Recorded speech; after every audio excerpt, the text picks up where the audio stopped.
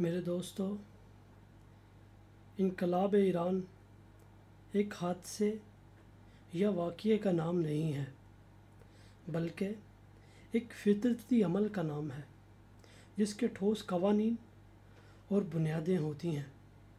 اس لیے کسی بھی انقلاب کو جاننے اور اس کا تجزیہ کرنے کے لیے اس خطے کے ماضی کی تحریکوں اور خیالات کو جاننا بہت ضروری ہے، اور سب سے بڑھ کر اس انقلابی فلسفے کا جو اس واقعے کا سبب بنا، اور وہ انقلابی پارٹی جس نے اس پورے دور میں رہنمائی کی۔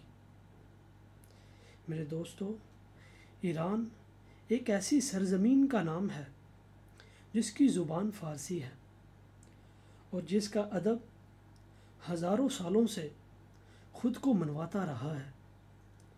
اس کی دیو مالائی داستانیں یونانی دیو مالائی داستانوں سے بھی زیادہ اہمیت رکھتی ہیں، جو یہ ثابت کرنے کے لیے کافی ہیں کہ طبقاتی کشمکش کو یہ لوگ صدیوں سے سمجھتے رہے ہیں۔ بھلے وہ عربی ہوں یا ترکی، ایرانیوں نے کبھی کسی باہر کی قوت کو کھلے دل سے برداشت نہیں کیا۔ اس کے بیک گراؤنڈ کو سمجھنے کے لیے ایک دیو مالائی داستان، جو کہ ایک شہزادہ ضحاک اور کاؤ آہنگر کی جنگ کے بارے میں ہے۔ کہتے ہیں ضحاک نامی ایک شہزادہ تھا، بہت دلیر اور زیرک۔ ایک دفعہ ابلیس اس کے پاس ایک درویش کے روپ میں گیا اور اسے کہا کہ وہ اسے بادشاہت دلا سکتا ہے۔ شہزادہ بہت خوش ہوا اور کہنے لگا کہ میں آپ سے عہد کرتا ہوں کہ جیسا کہیں گے حکم مانوں گا۔ ابلیس نے کہا، تمہارا باپ بوڑھا ہو چکا ہے، سلطنت کا بوجھ اب اس کی بس کی بات نہیں، تمہیں اسے قتل کر کے خود بادشاہ بن جانا چاہیے۔ شہزادے نے کہا، اگر بادشاہت میرے باپ کی قیمت ہے تو مجھے ایسی بادشاہت نہیں چاہیے۔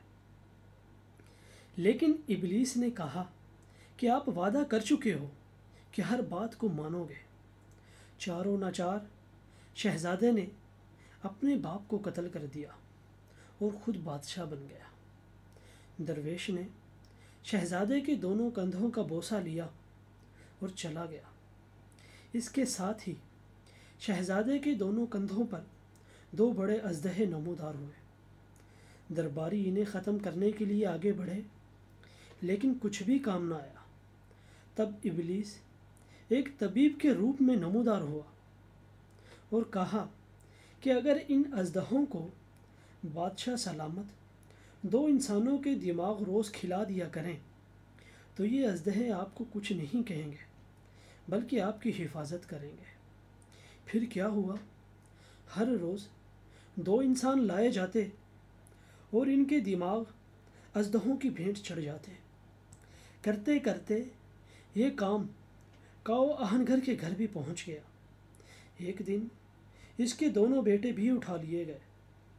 اسی رات آہنگر نے چمڑے کے اوپر لکھا کہ اے لوگوں، کب تک ہم یوں بادشاہ کو اپنی اولادیں پیش کرتے رہیں گے، اور باہر بازار جا کر چیخنے لگا۔ یہ سن کر ہزاروں مرد و عورت اس کے گرد اکٹھے ہو گئے اور سب نے مل کر بادشاہ کے محل پر دھاوا بول دیا، جس میں بادشاہ مارا گیا اور اس ملک میں دوبارہ سے عدل و انصاف کا بول بالا ہونے لگا۔